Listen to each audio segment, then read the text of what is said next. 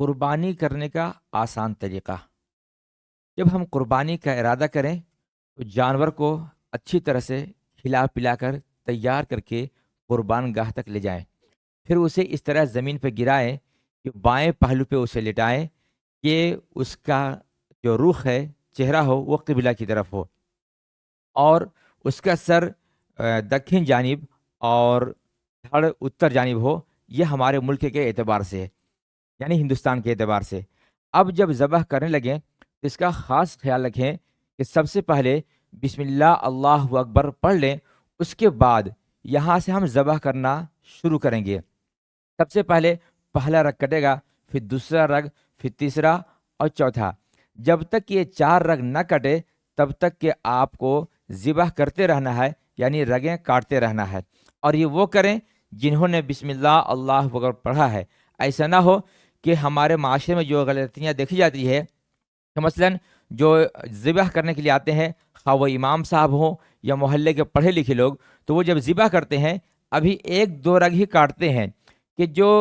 قصاب ہوتے ہیں وہ ان سے چھری لے لیتے ہیں اور خود ہی ذبح کرنا یعنی کاٹنا شروع کرتے ہیں، باقی رگیں وہ کاٹتے ہیں۔ تو جان لیں کہ یہاں پہ احتیاط ضروری ہے، اس اعتبار سے کہ اگر وہ بھی آگے چھری چلائیں تو بسم اللہ اللہ اکبر ضرور پڑھ لیں،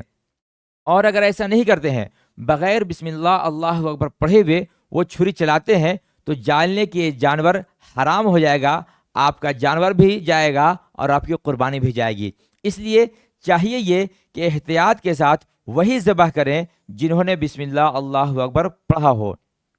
اب یہاں سے جو ہماری ذمہ داری آتی ہے وہ یہ کہ جانور ذبح کرتے ہیں ہم اللہ کی رضا کے لیے، اور جو ہمارا مذہب ہے جس کو ہم فالو کرتے ہیں وہ مذہب ہمیں جو درس دیتا ہے کہ اس طرح سے جانور کو ذبح کریں کہ اسے اور زیادہ تکلیف نہ ہو۔ جیسا کہ صرف 4 رگ کاٹنے کا حکم ہے، پورے گردن کو کاٹنے کا حکم نہیں ہے۔ جیسا کہ کچھ لوگ پورا گردن کاٹ دیتے ہیں تو یہ جانور کو زیادہ تکلیف پہنچانا ہے، لہٰذا صرف وہ رگیں کٹنی چاہیے جو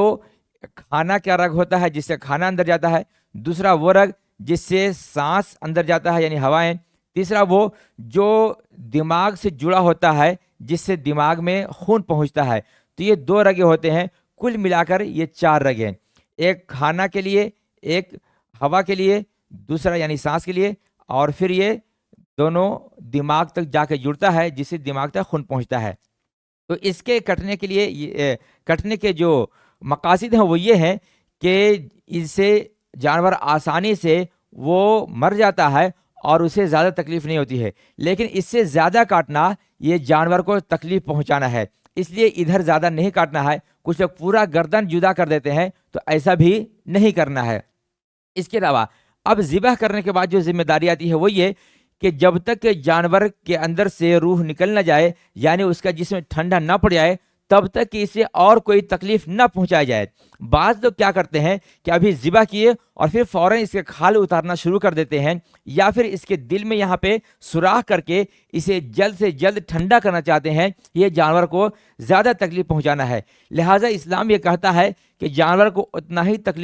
تکلیف دی جائے جتنا کہ ضروری ہے، یعنی کہ ذبح کرنے کے برابر۔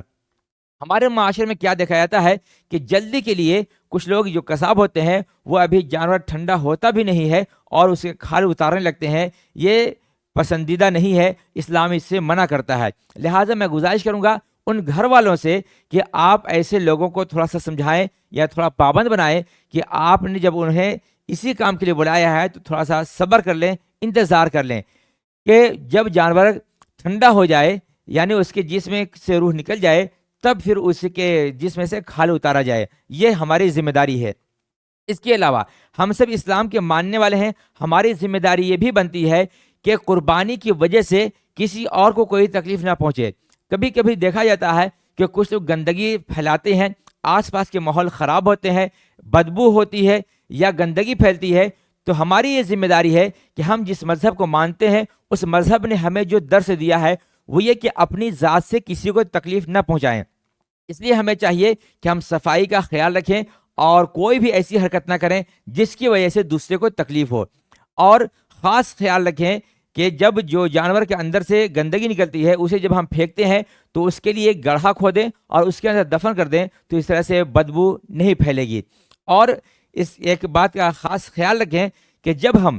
ایک جگہ سے دوسری جگہ گوشت لے جاتے ہیں یا چمڑا لے جاتے ہیں تو اسے پردہ میں لے جائیں تاکہ اس کی وجہ سے بھی کسی کو تکلیف نہ ہو۔ آج کے لیے اتنا ہی، انشاءاللہ پھر ایک اچھی ٹاپک کے ساتھ آپ کے سامنے آؤں گا۔